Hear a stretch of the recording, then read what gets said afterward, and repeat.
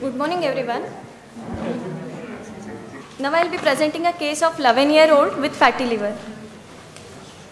11-year-old boy, first by order of birth, born of non-consanguineous marriage, presented with the complaints of pain in abdomen on and off since 1 year.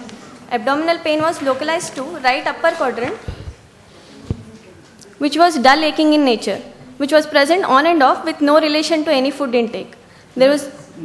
Hold on. Abdominal pain localized to right upper quadrant with dull aching in nature. Dull aching. Isn't it? Yes, sir. So, Dr. Srinivas, could you analyze this? Dull aching pain in the upper part of the abdomen. What would you think of normally? Dull aching pain in the right upper quadrant. 11-year-old child. So, being a hepatologist, you have to think in terms of either No, something. as a pediatrician. Not hepatologist. We have to think definitely, irrespective of whoever you are, in terms of either the liver or the gallbladder. Gallbladder is one, yes. The liver or the gallbladder? Liver or gallbladder. What would be there in liver which will give rise to this pain in the upper quadrant? It's a long 1 year history. It's not short history where we'll say hepatitis or something else. Some form of a lesion which can cause a little bit of enlargement, stretching.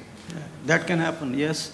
So, one is that. Importantly, you would look for the biliary tract, including the gallbladder. So, in gallbladder, what would be there?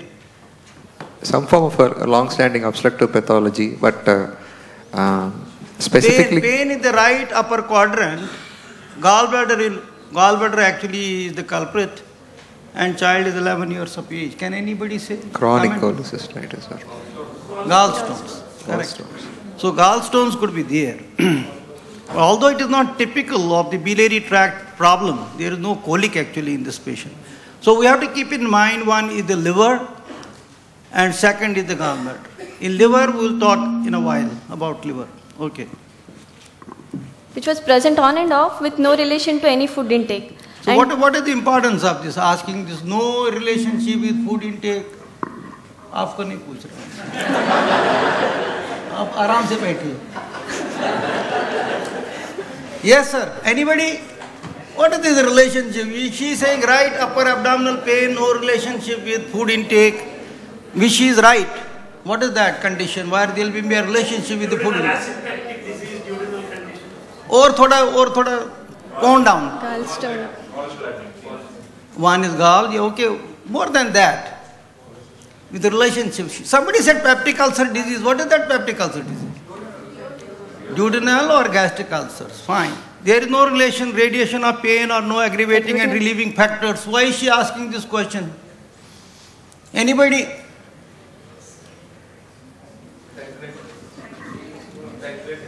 Pancreatitis. Right.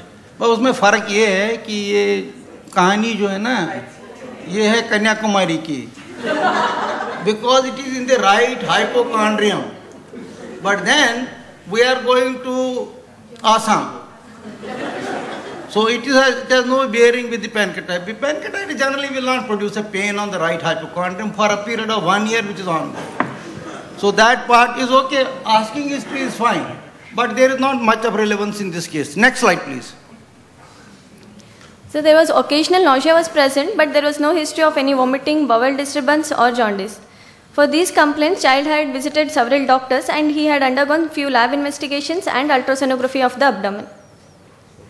So why have we done this ultrasonography? Why have they done ultrasonography, Dr. Srinivas?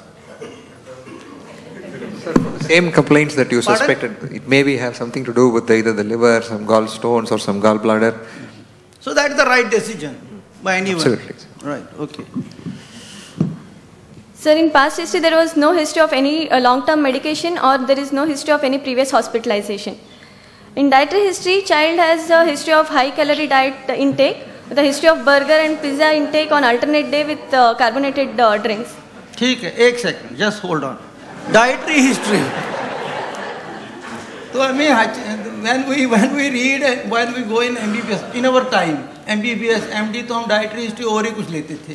कितनी दाल, कितनी रोटी, कितना चावल, कितने अंडे, कितने केले, पूछते थे ना.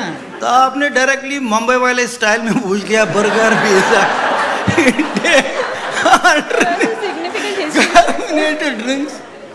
Is this the main diet of we people? That child had that history, sir. So why Along did with the you other. focus only on this? You could have said Because दाल चावल भी खाता है और ये भी साथ में लेते हैं. Isn't it? So what is your Dr. Geeta? This is not a pediatric question, but this is overall. What is your comment on this diet? As an adult hepatologist, what we see, the 80% of our adults who walk into the cabin, the first thing is look at their height and weight and the central adiposity. Today in adult hepatology, 80% has NAFLD. It's becoming the leading cause of cirrhosis and cancers. So it's become a huge burden.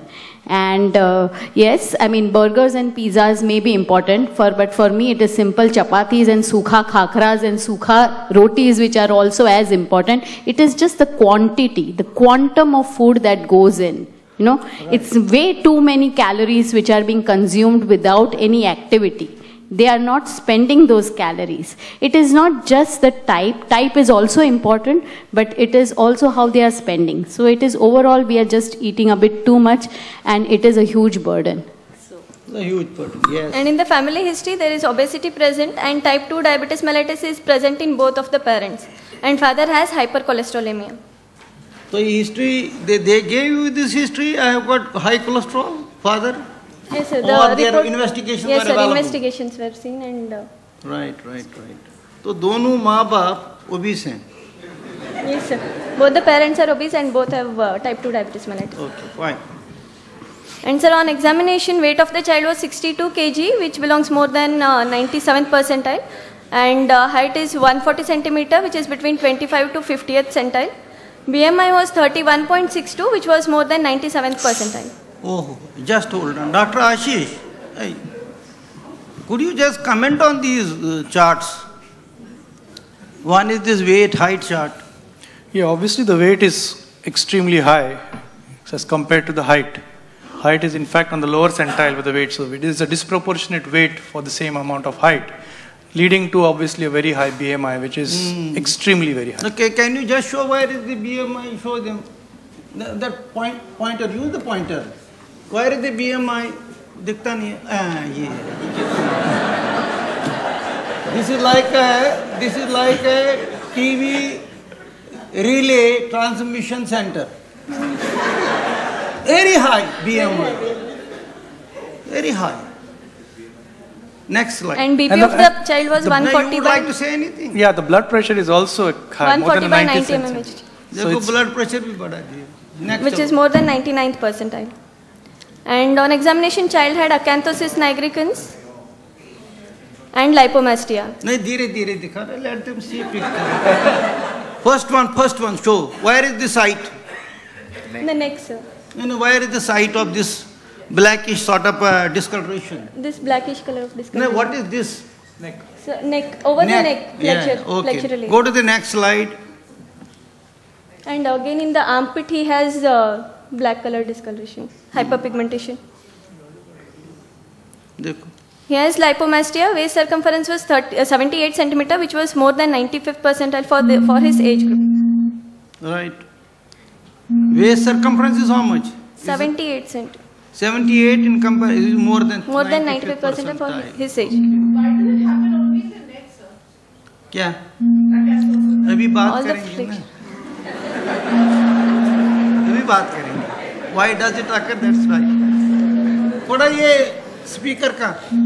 SMA staging of the child was stage 2, which was pre-pubertal, and there was no goiter. Per abdomen examination was soft, non-tender. Liver was 3 centimeter palpable, smooth in surface with rounded borders.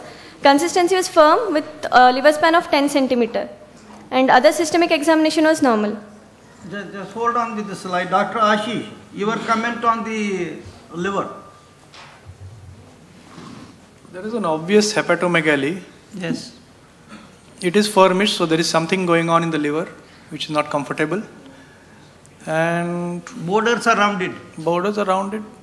Consistency is firm. Consistency is firm with borders rounded, maybe suggesting that there is some deposition of something there. Maybe we don't know. Yeah. Doesn't have a sharp edge, so it's not, at least on the basis of that, not looking like a very cirrhotic liver at this particular stage, Correct. but an uncomfortable liver for this particular Uncomfortable child. liver. Because with this sort of an obesity, to really get the feel of the liver. You don't get this kind of a feel? No, you may not be able to feel the liver exactly as you'd want it to feel. Right. I think that is, I would absolutely agree with Dr. Ashish. I mean, I'm very happy that somebody detected Your comment on hepatomegaly. this? In such an obese fellow, I'm very happy somebody detected hepatomegaly. I wouldn't comment more than firm, consistency. It's very difficult. You have a thick abdominal wall, you can't feel. That's the honest truth.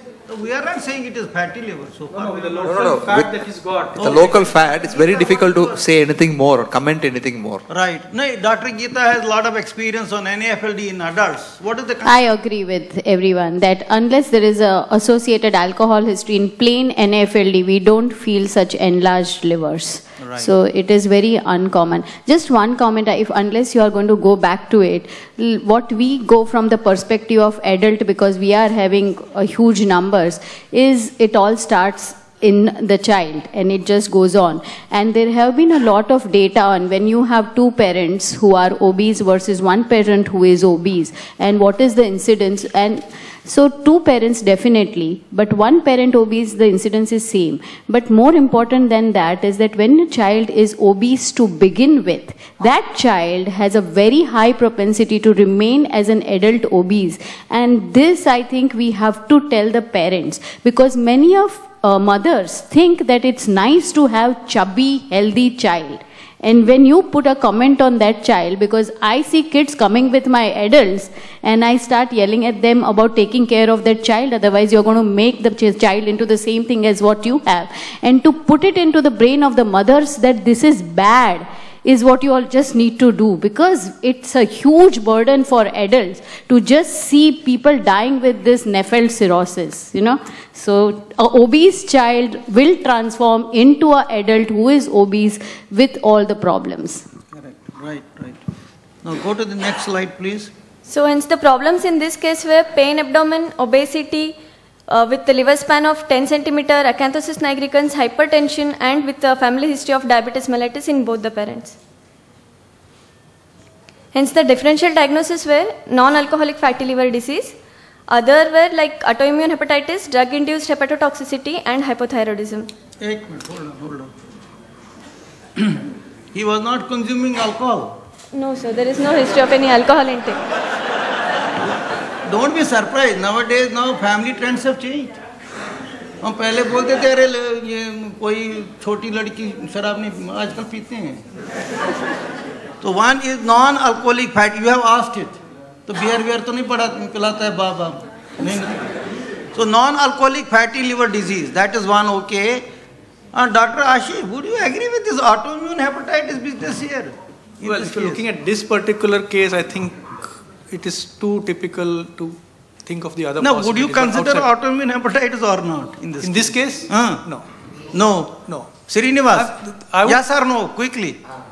Time come in. The previous slides, we missed that LFT that you showed. Show LFT. Quickly. Both of us missed the LFT because I was asking, did he show the LFT? He said, no, we didn't show. No, sir, it's only after the history. So why you think of hepatitis at all? Not yet. Sir? No. What was the slide before that possibilities? This was like with the. So why are you considering hepatitis at all? I mean, there's hepatomegaly, no? That's all. Hepatitis, the diagnosis is only on lab.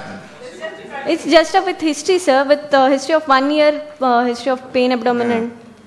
Chalo, next. DD wala slide. That's fine. Just show that. Autoimmune hepatitis, Geeta, would you consider yes or no? With this history and some examination? No. No, not at all. Drug-induced hepatotoxicity, why there is no history. Like other DDs, actually, mainly it is a case of... He has not gone to Baba Ramdev. There is no history. He has not gone. So, drug history is not there. He has there not is no taken drug any... history. Mainly it is only non-alcoholic fatty liver disease. Then why are you thinking of hypothyroidism? Does hypothyroidism contribute to obesity or not? Can be, sir. Like patient has weight gain and... it could be additional factor, but not a cause. So therefore it will not merit DD in this. Okay. Unless you have some new information on this. So we would agree with no. One thing, hypothyroidism now is seen as a very common association. Association. That is what so I we said. need to look for it just as an association of metabolic this part also. That you will see as Absolutely. an effect, or there is an association between the two, not as a primary diagnosis. Both acha hai. Go to the next slide now. Yes, sir. Yes, sir. Please. I mean, when we looked at the growth charts, there was a great discrepancy between the height and the weight of this child.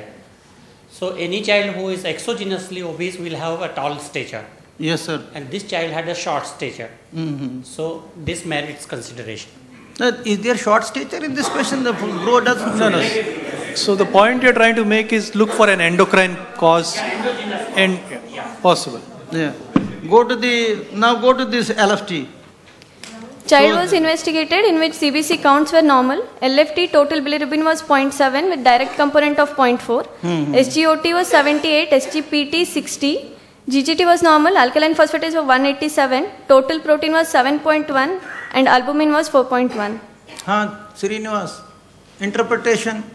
So there is an elevation of SGOT and PT about 1.5 to 2 times the upper limit of normal. Otherwise normal. Correct. Yes. So yaad rakhna, this transaminases are somewhat elevated.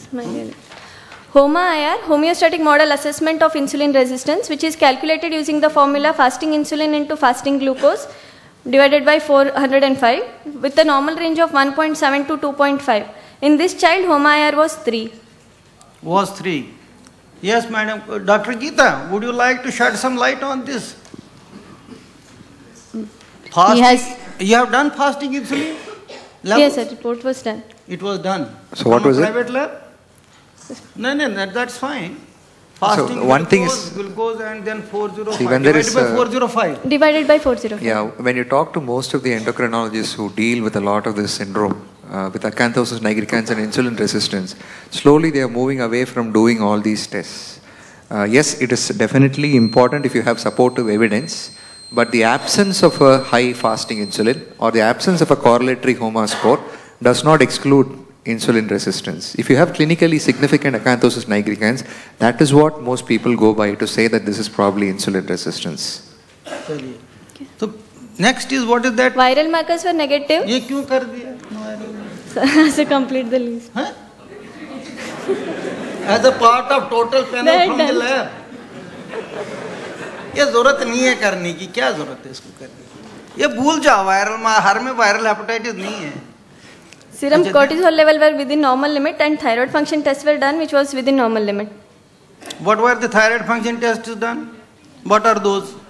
TSH, T4 and T3 levels were done, sir. That was within normal limit. Then next.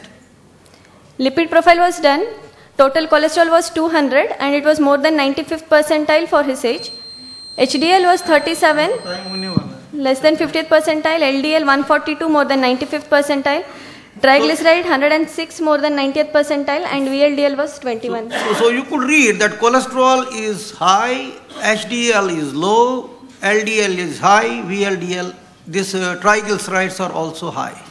See, they are all percentiles, more than 90th. So what is it? Interpretation, Dr. Geeta, any interpretation? So the child overall fits into a metabolic syndrome. He satisfies all the, at least more than 3 criteria which you have for metabolic syndrome. So it has implication on how his fatty liver will behave in future. So what are there any guidelines to say which is the 95th centile? Because interesting, triglyceride is 106, normal range is up to 188, but still this is above 90th centile. Sir? No, sir, this is according to that age group. I had taken a reference from PubMed with my article. Okay. So I think the normal range is adult. But the 90th centile is what they have calculated and put. Okay. Right. So then you tell us, what did you do? USG abdomen was done, which was suggestive of diffused increased echogenicity of the liver. Renal cortex appears relatively hypoechoic compared to the liver parenchyma, and normal echogenic walls of the portal vein and hepatic vein. These findings were suggestive of grade 1 fatty liver. Okay. To summarize the case, child is obese with insulin resistance, dyslipidemia and hypertensive, with a strong family history with sedentary lifestyle and unhealthy sugar-loaded diet, with the USG finding suggestive of fatty liver. Hence, the diagnosis was non-alcoholic fatty liver disease in a setting of metabolic syndrome. Should we label this as NASH or NAFLD? Stage. Right now it is NAFLD. For the definitive diagnosis of NASH, you need a liver biopsy and the findings on that to tell you that whether there is steatohepatitis associated with it or not. So you have indirect markers, but still there the final proof is in the biopsy. As of now, we take it as gold standard.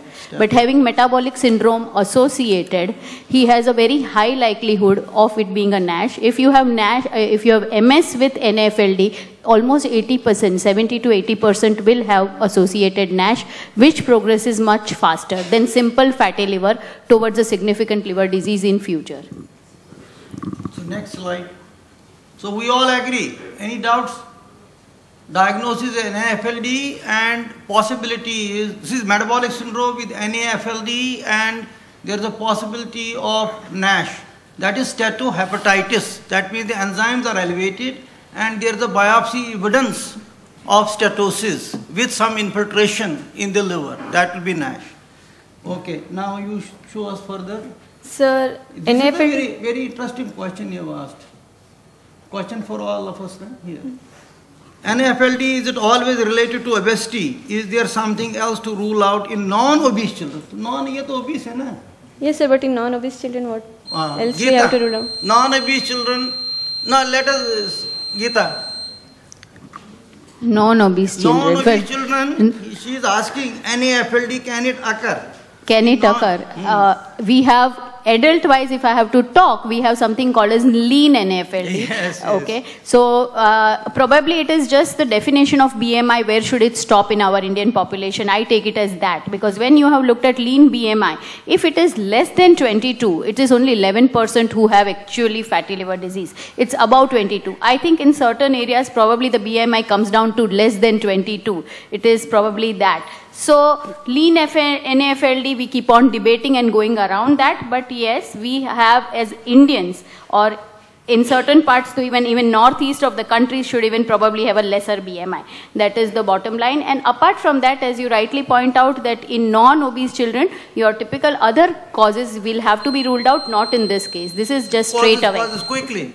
Causes in children. No, other causes would be metabolic liver disease. We have to rule out things in terms of mild forms of glycogen storage disorder. But having said that, even in children, if you do an ultrasonogram as a preventive checkup, we are increasingly finding fatty liver in normal BMI children. And we are certainly finding that with acanthosis nigricans and high insulin levels. So children don't seem to be different from adults. So forget even the values of BMI, whether BMI itself is a reflector in the Indian population, or should we talk more about central obesity? I think it's good enough data to say that is more important rather than your BMI. So management, what did you do? Child was given a management of lifestyle modification, physical exercise was taught, and dietary modification was done. This is something that I want to stress upon. This child is not going to improve from this. Child was taught wrong. The family should be taught. The entire family should be involved in this. The father is obese, the mother is obese. You give a father chicken and tandoori biryani, everything, and the child is supposed to be put on a diet. This is not going to work. The entire family should change. The environment is what is the problem here. And you also have to keep their expectations a little bit, appropriate. You give them all this diet, don't suddenly expect them to suddenly shrink like our Hindi actors, whatever they do, etc. So you are going to expect only a little bit of, what you are expecting is improvement in parameters and maybe a little bit decrease in BMI over a period of time. So that is the very important. The end point is how you will get better. The betterment can be only through a very good counseling to both the parents and the child. वो बच्चा थोड़ी मानेगा easily. तो आदत पड़ी है Coca Cola पीने की. तो उसको नींबू पानी में डालना है.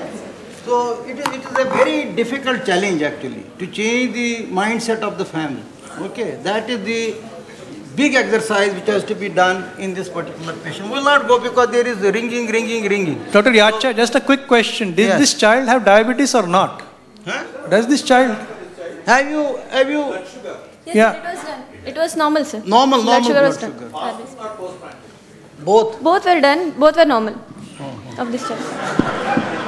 No, no, she has already mentioned that. My question is to the panelists, is there any role of vitamin E in treatment of fatty liver?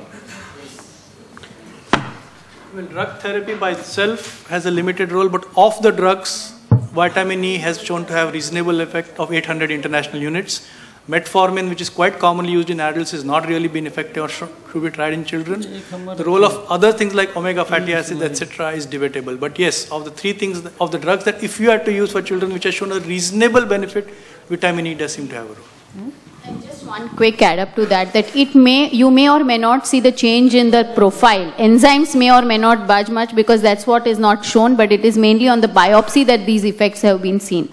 So it is very difficult for us to clinically see whether it's actually effective, but whatever the studies have shown difference in the biopsy.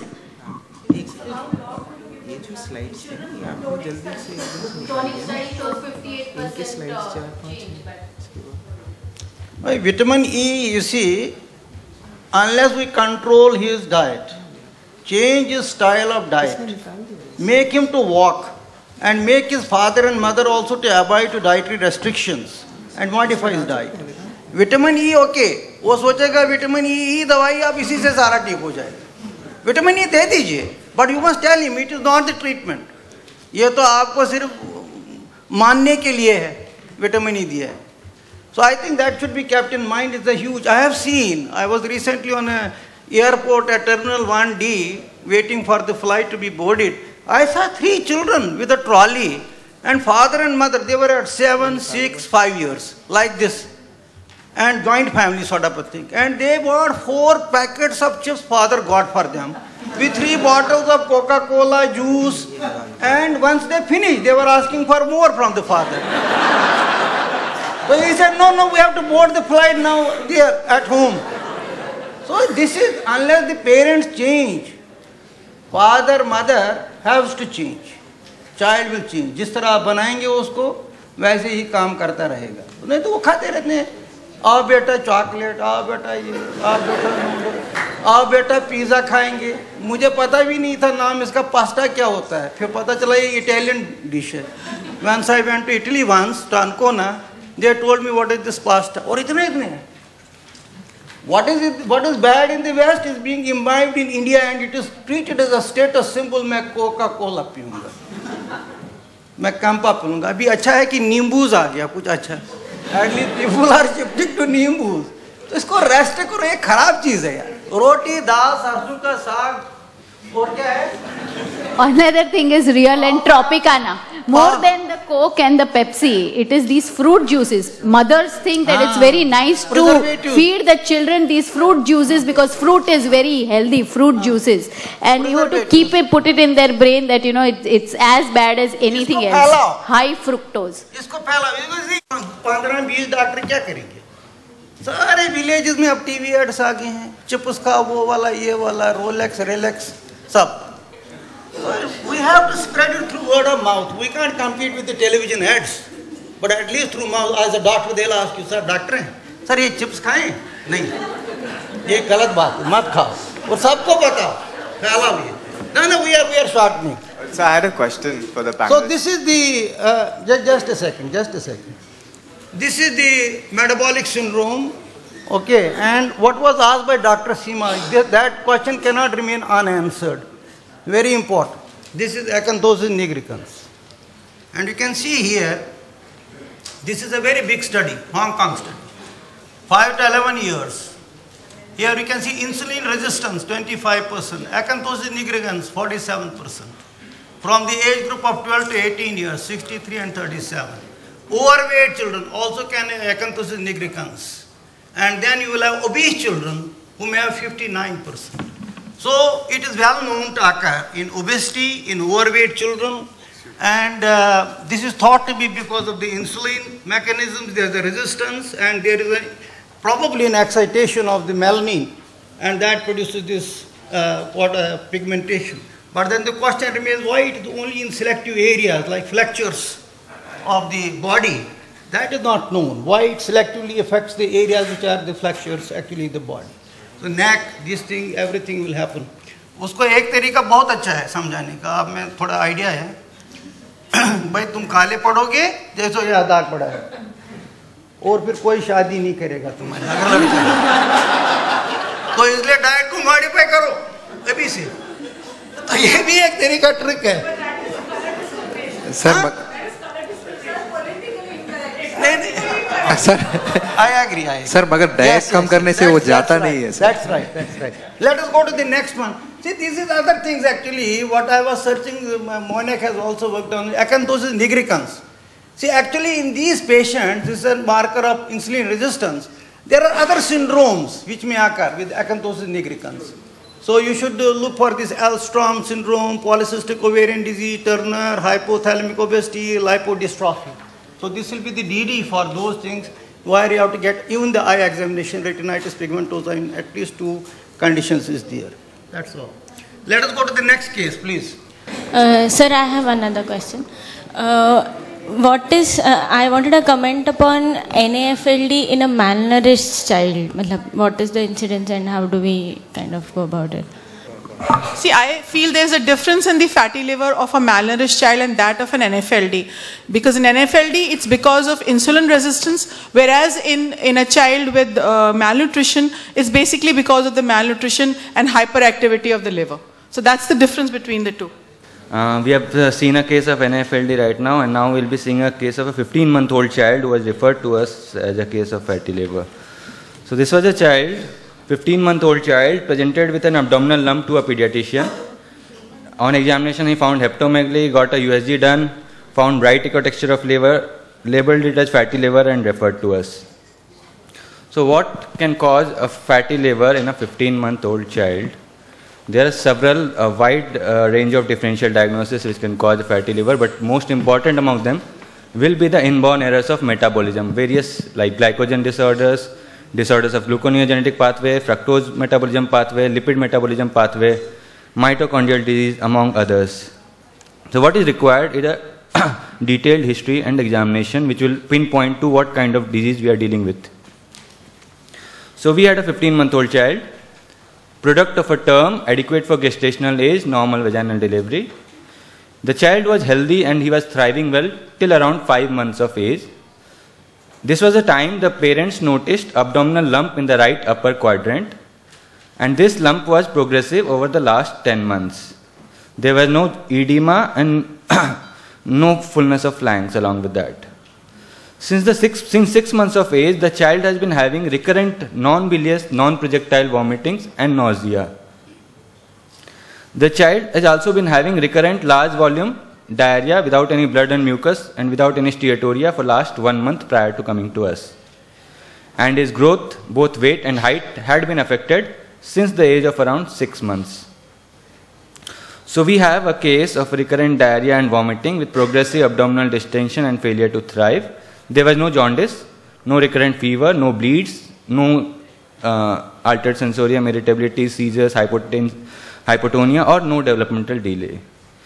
On dietary history was taken, the child was on exclusive breastfeed till 5 months of age.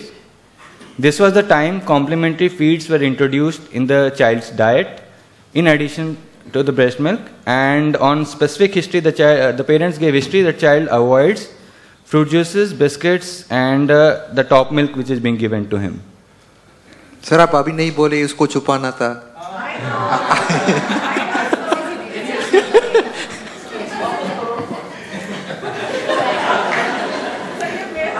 No. What is missing in the dietary history? You see, if the onset is at 6 months, right here, exclusively breastfeeding, what else you should ask in the history? Yes, in addition to in the first 5... अरे श्रीनिवास जी बोलेंगे यार.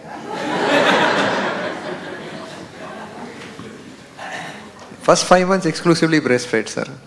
No, what? Now in light of you have been given a lead here. There is something more. You have to ask some history. In addition to breastfeed doesn't mean that he doesn't take anything. उंगली तो डालते हैं बहुत बच्चे और भी क्या करते. Anything like what? Like they are giving some water.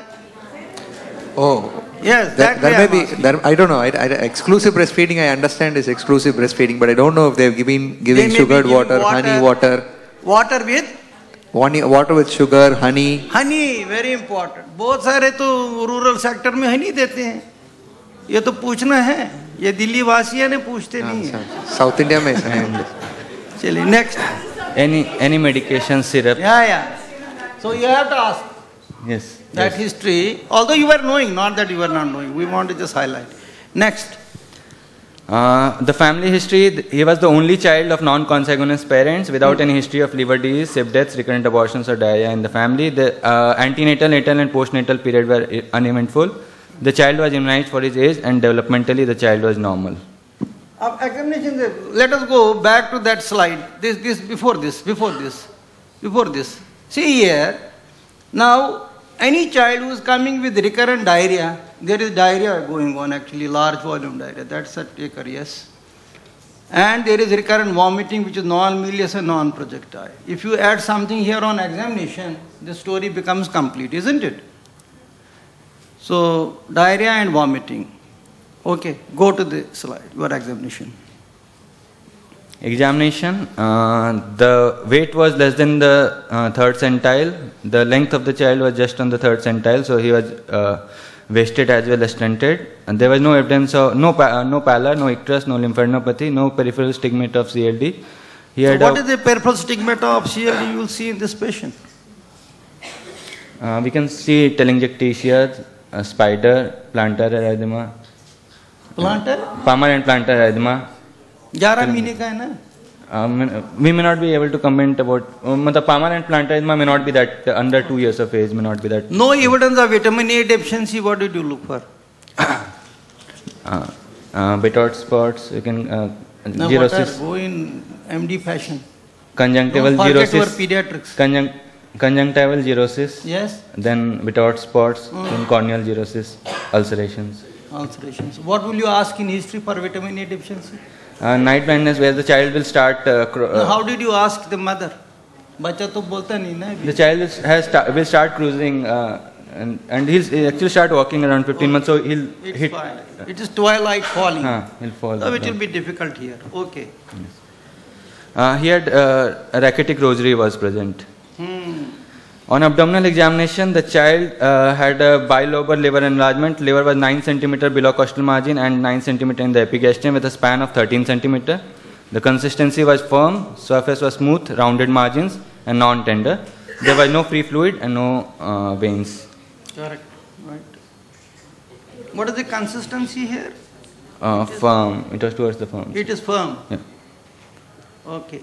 यहाँ पर भी if you see here rounded margins, लिखा है non-tender. Fine. No splenomegaly. No splenomegaly. Developmental assessment is normal. Okay. Now we come to, so we have chronic diarrhea. Yes. 6 months of age. Yes. We have second is the vomiting, which is non-bilious, non-projectile. Is it projectile or non-projectile? Non-projectile. Non-projectile. And third thing, we have got hepatomegaly. We have widening of the anterior fontanella, and there are some features of rickets in this child. Okay. So in light of that, we need to have a DD now. Yes. So what's your DD? Anybody from the audience? Any DD? Pediatric GI faculty? Or what else? So here I have to have a connectivity. What is that condition? Hepatomegaly with diarrhea, with vomiting. That connectivity we have to bring in. And that connectivity, इसको छोड़ दो, इसको मत करो. आप बताओ. First is hereditary fructose intolerance. Yes. What are the conditions which will have liver involvement, diarrhea, no jaundice, vomiting? So what are the conditions? A child with hepatomegaly with diarrhea, vomiting and failure to thrive. Failure to thrive is not that impressive, but anyway you can bring in. Fine, yes, go ahead. So differentials were hereditary fructose intolerance, yes, glycogen storage disorders. Type? 1B most likely. Okay. 1. cholesterol ester storage disorder, and the other two we didn't keep because mitochondrial disease will have multi-system involvement, so that was not present in our case, and congenital disorders of glycosylation will present with the anomalies which were not present. So we basically restricted to these three, HFI. Now the point is, you see, can we have the comments from the experts also? You feel that hereditary fructose intolerance will fit into this patient? Fine. Everything is fitting into it. Then comes the question of glycogen storage disorder type 1B, he has mentioned. What is your comment on that? It has not got a single episode of hypoglycemia that has been demonstrated as yet, which is very unusual for a child of 1 year plus not having a single episode. So I would think unlikely. And third thing is, what is the GI manifestation of glycogen storage type 1B? B is where you have neutropenia. So what is the GI manifestation? Srinivas? Child may occasionally have few mouth ulcers, but otherwise, child may occasionally have few mouth ulcers, may be prone for more infections. As part of infections, not necessarily just diarrhea, any infection. Any infection, diarrhea, colitis. Most often, I mean, in all our GSTs that we have under follow-up, we have only one child with type 1B. That child is coming with only high fevers. He's not, I mean, the child had required GM, CSF, etc. But diarrhea is not a predominant manifestation in that particular child. Right. And it will be episodic sort of a thing, rather than it is persistently there in this patient. Not a chronic So diarrhea. this condition we will tick off. Seema, you agree? I think the cholesterol storage. No. Pehla wala wo karo. GSD wala. That is fine. I agree with Ashish saying that it should. So we will not keep this DD. So then is the cholesterol ester storage disorder. What is the other name for this disorder? Wolman, if it is severe. So what is the diagnostic thing for Wolman? Acid lipase. No, what is diagnostic? No, suppose now clinically you are assessing. Acid phosphatase. Adrenal calcium. Okay.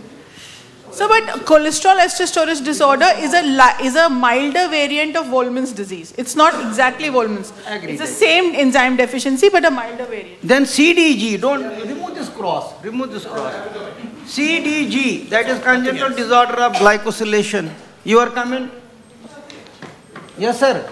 You are doing DM hepatology, isn't it? Yes. So that is why I am asking. Others I did not ask. I am asking you. So recurrent diarrhea, vomiting, failure to thrive, these three things will go with that. No, can you exclude it from hereditary fructose intolerance? Can you put as number 2? CDG. Not at number 2. Why not? Because I'll keep CSD above this. Above? Above the congenital disorder. ले लेंगे ना आपका पूरी तरह से याद रखो यार क्या pointers हैं इसमें So many variants that it's The variants are there. Should we consider or we should not consider? Not really. I mean, just to increase your imagination, you have to. Okay. Mitochondrial is out. Yes. Okay, because there is no other system is involved in this patient. A mitochondrial, actually, if you see in the literature, not too many cases have been described, but although it's one of the important causes in the infantile liver, mitochondrial diseases, but then we have other system involvement in these patients. Yes. Now you tell us now finally, what would you like to do, Srinivas, now in this patient? After this, what would you do? They investigate for hereditary fructose intolerance. What is the investigation of choice now here? First.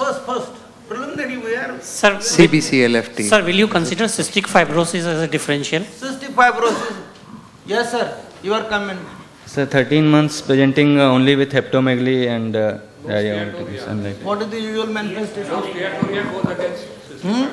And neonatal period, it will be presenting earlier period neonatal Early cholestasis. presentation is one, number 2. Neonatal cholestasis and number 2. Then respiratory later. Recurrent respiratory or upper respiratory tract infections documented. Third, what happens to the GI tract? Decreased diarrhea, which will be steatorrhea, clinical steatorrhea. Almost fatty stool. Severe growth failure, which is not there. It is not severe here in this patient. What else? There may be clubbing on examination. So that is not, and this disorder, at least in our country, so far we have not documented cystic fibrosis from GI point of view. From pulmonary point of view, there are a lot of cases in Delhi. Yes. So one important difference is cystic fibrosis would never have an aversion to anything. Extremely hungry, extremely voracious, a child who's eating and wanting to eat more and more, but not putting on weight. So he eats everything and just wants to eat more and more. So those features are not there. So therefore, this will not merit consideration in the system. Yes, sir. Cystic fibrosis, the commonest, there are just two presentations for cystic fibrosis as far as liver is concerned. One is neonatal cholestasis, which is very uncommon, but it is just 0.1 or 1% of the total cystic fibrosis. The other presentation will come in the second decade of life when they will present to you with CLD. So just a liver enlarged without any jaundice is unlikely to be cystic fibrosis. Investigations, LFT. LFT bilirubin was 0.9. Now don't read these values. You read what is abnormal.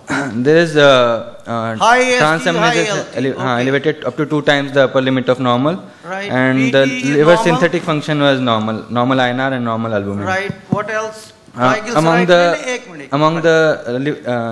lipid profile, triglycerides was high. Fasting blood sugar was 88. Rest of the metabolic profile was so what have you, why have you done arterial lactate? Your answer. Quick. So first line metabolic screen, we need to see if there is acidosis. As a part of this metabolic liver disease, arterial pH, arterial lactate, ammonia, fine, they are all normal. And urine for NGRS. And okay, negative, fine. Next. We have the liver biopsy of this child, which was showing acinar disarray, but major finding was the severe macrovesicular steatosis that we can see in the slide, with some amount of ductular reaction. The Kupffer cells were not infiltrated with lipids, so no foamy macrophages and no. Did you attended yesterday that GSD case? Yes. Attended, no? What was the histology there and what is the histology here? Steatosis will be present in both. Go to the last slide of this presentation. Last. Okay, go for the, is there any slide of mine? Here one slide should be there. Chalo, isme dikha, I will show you later. Okay. Go to this slide. You see, yesterday you saw Dr. Bavdekar. See, liver histology yesterday, what we see in the GST, the nucleus pushed to the side. Are we seeing that pushing of the nucleus to the side here? Yes. In some of them? Huh? I am not able to actually. You're not seeing them in the center. This is obviously a single droplet in the hepatocytes. Right. It's not multiple, so it's not microvesicular, it's macrovesicular, which is explained by, you can't see the nucleus, so it's obviously shifted to the sides. There, so yeah. I mean, okay. Past staining is negative. Past negative or past positive? Negative. No past positivity. No past positivity. Simple confusion करते हैं. No past positivity. Simple we can write ना. Past staining is negative. काम खत्म. Yes. No foamy macrophages. This is consistent with what? Macrovesicular steatosis. Next चलिए. Then what do you think now? We have Srinivas. Don't look at SMS. This child has now all these features. He has got fatty liver, which is macrovesicular. He has got some elevation of the transaminases. Triglycerides are high. Yes. Are high. And you have a clinical picture in front of you. Diagnosis. So, which one, sir? HFI1, GST1? Now, which one would you consider number one possibility? In this child, certainly, I mean, like, we consider only hereditary fructose intolerance. That's right. Now, how we have to prove it? Go to the next slide. We did a fructose challenge test. Now, what is the confirmatory test? Confirmatory test is... you are in, with these all big metabolic labs in USC.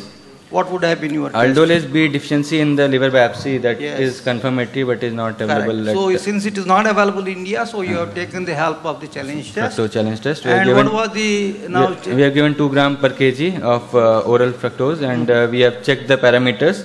What we found was hypoglycemia, hypophosphatemia, hyperuricemia, lactic acidosis, urine NGRS became positive, and ketonuria. Correct. So we had a positive fructose challenge test, and on the basis of which... right, absolutely correct. So why did this child not have hypoglycemia for 13 months clinically? Yeah, he never had. Surprising. No episode. Or maybe there wasn't. The parents did not feel that, and they didn't give us a history. But there was definitely no historical. All right. Next slide. Now show us how did you manage now. Go to the management. Yes. Management includes elimination of all sources of fructose in the diet, whether natural or added during processing. And we have to tell the parents not to give syrups because many of them contain fructose or sorbitol, which can aggravate. Infant formulas, most of the formulas contain added sucrose, so that should be avoided.